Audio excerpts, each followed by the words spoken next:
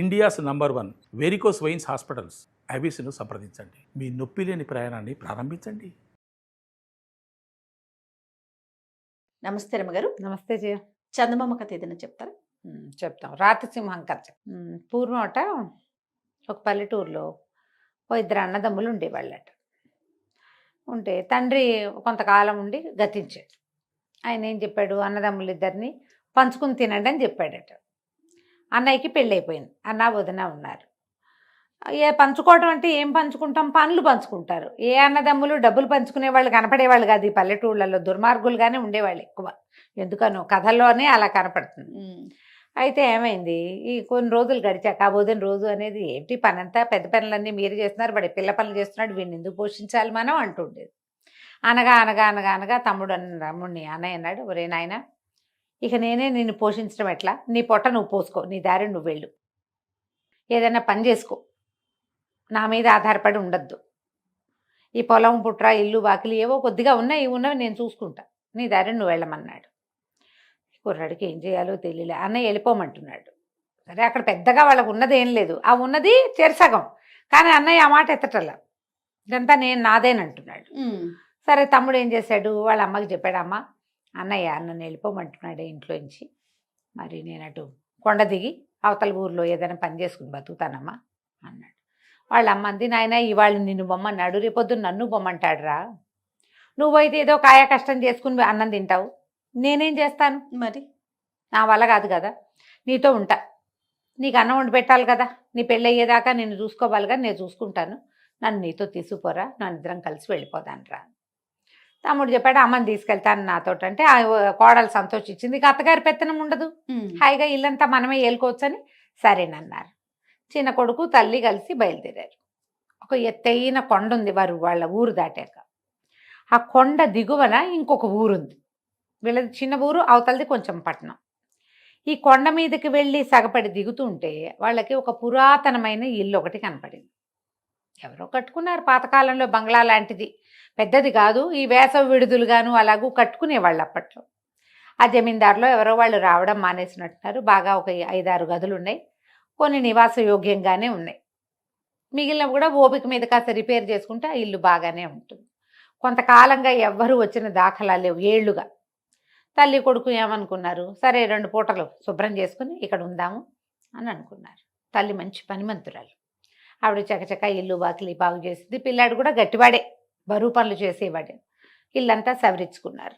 చూస్తే లోపల ఏదో కుండా చట్టి కూడా ఉన్నాయి, మంచాలు ఉన్నాయి, పాత పడిపోయినాయి, కానీ పడుకోవడానికి వండుకోవడానికి ఏమి ఇబ్బంది లేదు.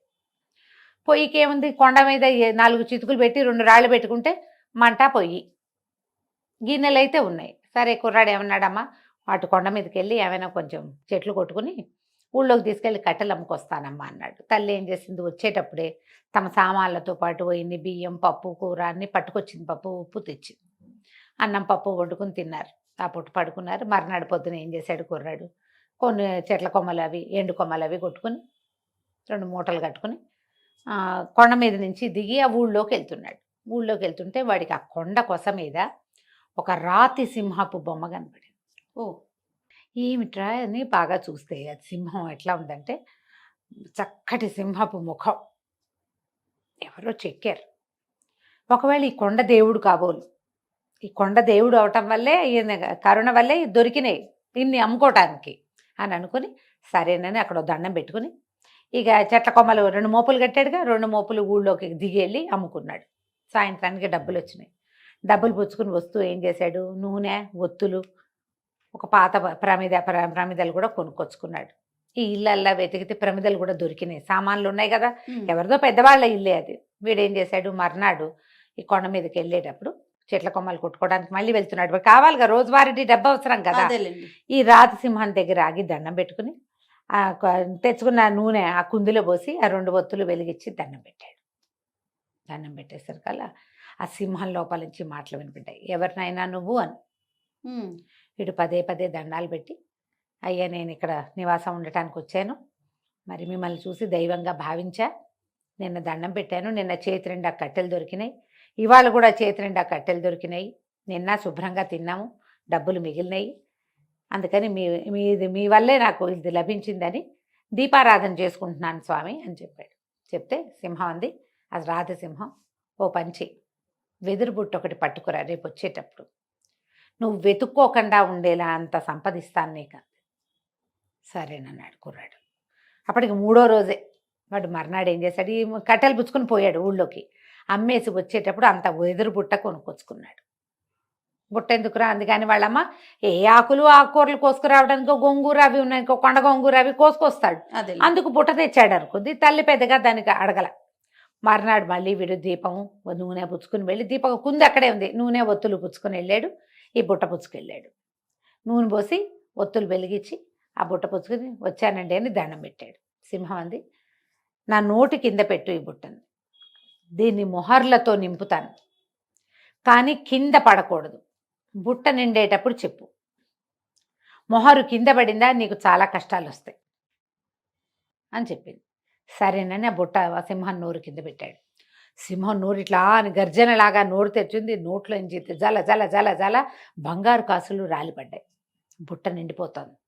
కుర్రాడు బుట్ట నిండిపోతోందండి అన్నాడు. అనగానే టక్కిన ఆగిపోయింది.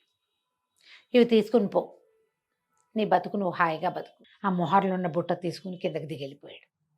తల్లి నిర్ఘాంతపోయింది. ఇంత డబ్బా, ఏనాడు బంగారు కాయని చూసిన వాళ్ళం కాదు మనం, ఇదెక్కడిదిరా, ఇది ఎట్టా వచ్చిందిరా అంటే, అమ్మాయిగో ఇది ఇట్లా జరిగిందన్నాడు. చాలా భయపడ్డాడు. కానీ భయపడింది కానీ అమ్మ సరేనని ఊరుకుంది.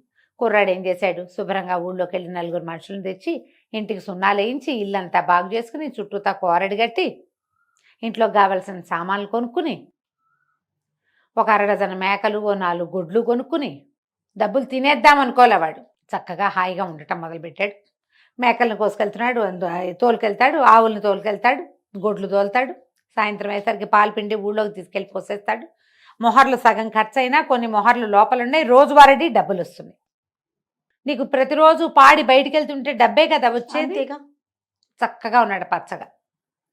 ఈ కొండ ప్రాంతం నుంచి దిగి పై ఊరు వెళ్ళే వాళ్ళందరూ చూశారు, చిన్నవాడు బాగున్నాడు బాగున్నాడని. ఎవరో 2-3 పెద్ద మనుషులు, మీ వాడికేమో బ్రహ్మాండంగా ఉన్నాడు, కొండ మీద ఏదో ఇల్లు పెట్టాడు, ఇల్లంతా బాగు చేశాడు, మరి గొడ్లున్నాయి, నేడో రేపో పిల్లనిస్తారు ఎవరైనా వాడికి, వాడి పని పసందుగా ఉందన్నారు. వీడికి అర్థం కాల, నేనేమి ఇచ్చి పంపలేదే వీడికి, వీడికి ఏదైనా పాత ఏదైనా దొరికి ఉండాలి. ఇలా ఆలోచించి మొగుడు పెళ్ళాం ఇద్దరు వెళ్ళారు. వెళ్ళి ఇంత డబ్బు ఎట్టా వచ్చింది ఏమిటి అని తమ్ముడిని అడిగాడు. తమ్ముడు నిజమే చెప్పాడు. సింహం తల ఉంది కొండ మీద, ఆయన ఒక దేవుడు, నేను రోజు వెళ్ళి దీపం పెట్టొస్తాను, ఆయనే ఇది నాకు ఇచ్చాడు. సరే ఈయనకు అనిపించింది, ఏమిటి మనం మాత్రం ఎందుకు ఊరుకోవాలి, ఇల్లు వాకిలి ఉన్నాయి అనుకో, పొలం పుట్రా ఉన్నాయి, ఒడ్డు గోదా ఉన్నాయి, ఉంటే డబ్బొద్దు కావాలి ఇంకా. సరే ఆలోచించుకుని పట్నం వెళ్ళి 2 పెద్ద పెద్ద దీపపు కుందులు, ఒక పెద్ద వెండి పళ్ళెం పుచ్చుకొచ్చాడు. సరే పళ్ళెంలో పళ్ళు గిళ్ళు పెట్టి దీపారాధన చేసి సింహం ముఖం దగ్గర పెట్టాడు. ఎవరు నువ్వు అని అడిగింది సింహం. అయ్యా నేను ఊర్లో ఉంటానండి, మా తమ్ముడు కట్టెలు కొట్టుకోవడానికి వచ్చి మీకు దీపం పెట్టి మీకు దండం పెట్టాడని మీరు వాడికి మొహర్లు ఇచ్చారు, నాకు కూడా దయచేయండి అవి అన్నాడు. సింహం అంది, సరే అలాగే, నోటి కింద బుట్ట పెట్టు, నిండేటప్పుడు చెప్పు చెప్పు. సరే వీడు బుట్ట పుచ్చుకొచ్చాడు, పెద్ద బుట్ట తెచ్చాడు. సింహం హెచ్చరించింది, మొహరు కింద పడితే కీడు జరుగుతుంది, కింద పడకుండా చూసుకో, నిండేటప్పుడు చెప్పు. సరే మొహర్లు గలగల గలగల రాలడం మొదలుపెట్టాయి. వీడేమనుకున్నాడు, ఇట్లా కొప్పుగా వచ్చాక చెబుదామనుకున్నాడు. తమ్ముడు ఇంత మటుకు రాగానే ఆపేశాడు. ఆశపాతకులకు ఎలా ఉంటుంది, ఆఖరిది కూడా వదిలిపెట్ట బుద్ధి కాదు. ఇన్ని వచ్చినాయి, ఆ 2 లేకపోతే ఏమిట్లే అనిపించదు. మనని మనం హెచ్చరించుకోవాలి ఇలాంటప్పుడు. ఇన్ని ఉంది చాలు, ఆ 1000 లేకపోతే ఏమైంది, ఆ 10,000 లేకపోతే ఏమైంది, ఆ 1,00,000 లేకపోతే ఏమైంది అలా అనుకో. ఆశపాతకత్వం అది. ఇతను ఏం చేశాడు, ఇట్లా కొప్పుగా వచ్చాక చెప్దామనుకున్నాడు. మొహర్లు నున్నగా ఉంటాయి, కొప్పుగా వచ్చే సమయానికి మొహర్లు ఒకదాని మీద ఒకటి పడి ఒకటి జర్రం జారి నేలకు తగిలింది. ఎప్పుడైతే మొహరు నేలకు తగిలిందో సింహంలోంచి నోట్లోంచి డబ్బులు పడ్డం అయిపోయింది. ఇతను బుట్ట పుచ్చుకుని వెళ్ళిపోదాం అనుకున్నాడు. సింహం అంది, నాయనా గొంతులో ఏదో అడ్డం పడింది, తీయవా ఒకసారి అంది. నోరు తెరిచింది కదా, ఇతను ఏం చేశాడు, కుడి చేయి ఇట్లా నోట్లో పెట్టాడు. ఆ సింహం నోట్లో పెట్టంగానే సింహం నోరు మూసేసింది, ఇక్కడ దాకా చేయి పట్టేసింది. చూస్తూ ఉండగానే బుట్ట నిండా ఉన్నాయా మొహర్లు, నేలకు తగిలిన మొహరేమో మట్టి పెళ్ళైపోయింది, మట్టి పెళ్ళలాగా అయిపోయింది. చూస్తూ ఉండగానే బుట్టలో ఉన్నవన్నీ మట్టి పెళ్ళలు అయిపోయింది. తను లబోదిబో ఏం చేసినా ఆ సింహం నోరు తెరవలా, ఇంకా నోరు మూసుకునే ఉంది. సాయంత్రం అయింది, ఇతను దిగిరాల. ఆ భార్యకి అర్థం కాల. దీపం పెట్టి డబ్బులు పుచ్చుకొస్తానన్నవాడు రాడేమిటి? పైకి ఎక్కింది. ఎక్కి చూస్తే ఏముంది, సింహం నోట్లో చేయి చిక్కుకుపోయి అక్కడే ఉన్నాడు. లబోదిబో ఏం చేస్తుంది? సరే మళ్ళీ దిగెళ్ళి మొగుడికి అన్నం పట్టుకొచ్చి పెట్టింది. అతను ఆ సింహం నోట్లోనే చేయి పెట్టుకుని అక్కడే ఉండిపోయాడు. అయ్యో. ఆ అమ్మాయి రోజు వచ్చి అన్నం పెట్టేది. పొలం పని చేయటం లేదు, ఈ కొండ ఇంత దగ్గర ఉందా, రోజు పడుతుంది, పూట పట్టేస్తుంది, ఎక్కాలి దిగాలి. తను రాకపోతే మొగుడికి తిండి లేదు. ఉమ్. ఎవరికి చెప్తారు ఈ సంగతి? అంతే ఇక రోజు ఎక్కేది. చూస్తూ ఉండగానే ఓ రోజు ఆవులను కట్టేసి వచ్చింది. ఆవులు విడిపించుకుని ఎక్కడికో వెళ్ళిపోయింది. పొలం నిండా పైరుంది, పైరు మొత్తం మాడిపోయింది. పైరు మాడిపోయింది, గొడ్లు పోయినాయి. ఈ అమ్మాయి పైకి రావాలి, కింద వంట చేసి పెట్టే దిక్కు లేదు, సంపాదించే నాదుడు లేడు. సంపాదించేవాడు సింహం నోట్లో తలకాయ పెట్టుకుని చేయి పెట్టుకుని కూర్చున్నాడు. ఇక లబలబల ఆడిపోతూ ఉండేది. 5 రోజులు 8 రోజులు గడిచాక భార్య ఏడ్చుకుంటూ వచ్చింది. ఏమండి, మన ఇంట్లో ఏమీ లేవు, కుండలు కూడా పగిలిపోయినాయి, ఆఖరికి మనం బికారి వాళ్ళం అయిపోయాం, అత్యాసపడి ఈ పని చేసావు నువ్వు అనేసరికి మన సొమ్మంతా పోయిందా అన్నాడు. అనగానే సింహం పక్క పక్క పక్క పక్క నవ్విందట నోరు తెచ్చి. ఆశపాతకులకి ఏమవుతుంది? మొదటికి మోసం వస్తుంది. అంతే కదా. అత్యాస పడితే ఇలాగే జరుగుతుంది. ఉన్నది చాలు, ఏముందో దాంతో సరిపెట్టుకుందాం, సంపాదించినా ఇంకా ఇంకా ఇంకా అనుకుంటే మొదటికే మోసం వస్తుంది. ఎప్పుడైతే ఈ సింహం నోరు తెరిచిందో బతుకు జీవుడా అని చెయ్యి కప్పుకొని లాగేసుకున్నాడు. చెయ్యి అంతా కొంచెం నజ్జు నజ్జుగా అయ్యింది, కానీ పర్వాలేదు, అమ్మయ్య ప్రాణాలు నిలబడ్డాయిరా దేవుడా అని ఆ రాతి సింహానికి ఒక దండం పెట్టి దిగి తమ్ముడింటికి నడుచుకుంటూ వెళ్ళారు. వెళితే చెయ్యంతా నలిగిపోయిందిగా. తల్లి చూసే లపలపలాడింది. ఏమిట్రా నాయన ఇట్లా అయిపోయిందంటే, బోరుమని ఏడిచి నా అత్యాస వల్లే నాకు ఇట్లా అయింది, వీడికి ఏమీ ఇవ్వకుండా పంపించినా వీడు సంపాదించుకున్నాడు బుద్ధిమంతుడయ్యి, నాకు బుద్ధి లేక నేను ఇది చేశాను అంటే అది కోడలు కూడా ఏడ్చింది. గిన్నెలు చట్లు కూడా పగిలిపోయినాయి, గుడ్లు వెళ్ళిపోయినాయి, పంటలు మాడిపోయినాయి, ఇంట్లో ఒక్క వస్తువు లేదు, ఎలుకలు తినేసాయి, బియ్యము ధాన్యము వీళ్ళ దగ్గర పప్పులు ఉప్పులు మొత్తం పోయినాయి అత్యాస వల్ల అనేసరికి తమ్ముడు అన్నాడు, 2 రోజులుండి చేయి మానేదాకా అని చెప్పి తన దగ్గర ఉంచుకుని అన్నయ్య కొంచెం స్వస్థత చెందాక తన గొడ్లలోంచి 4 గొడ్లు, తన మేకల్లోంచి 4 మేకలు, తన మొహర్లలోంచి 4 మొహర్లు చేతిలో పెట్టి నీ దారి నువ్వు ఏర్పరచుకో అన్నయ్య అని చెప్పి పంపించాడు. ఇతను వాడి తమ్ముడిచ్చిన 4 మొహర్లు పుచ్చుకుని ఆ గొడ్లని మేకల్ని తోలుకుని మొగుడు పెళ్ళం కొండ దిగి ఇంటికి వచ్చేసారు. నిదానంగా మళ్ళీ తమ జీవితాలు తాము స్వాధీనం చేసుకున్నారు. ఆశపాతకంగా ప్రవర్తించద్దు అని చెప్పటం కోసం ఈ కథను చెప్పుకోవచ్చు. చాలా చాలా బాగుంది. నమస్తే. నమస్తే జీ.